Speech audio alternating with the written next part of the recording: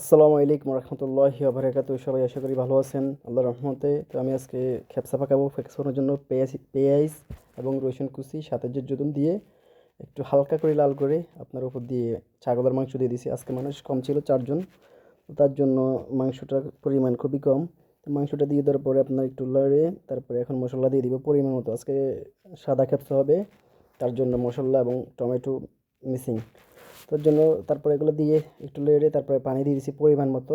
তো পানির পরিমাণ মতো দিয়ে লবণটা দিয়ে দিছি পুরো পরিমাণ মতো দিয়ে দেওয়ার পরে আপনার 30 মিনিটের জন্য রেখে দিছি আর কি।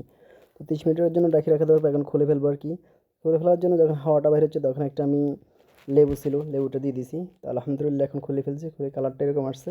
এখন সাথে চাউলটা অ্যাড করে দিব আর কি। খেসার সাথে চাউলটা অ্যাড করে দিব।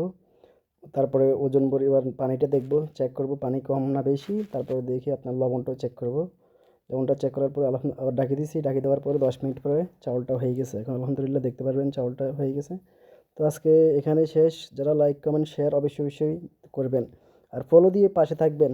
অবশ্যই ধন্যবাদ সবাইকে। আসসালামু আলাইকুম।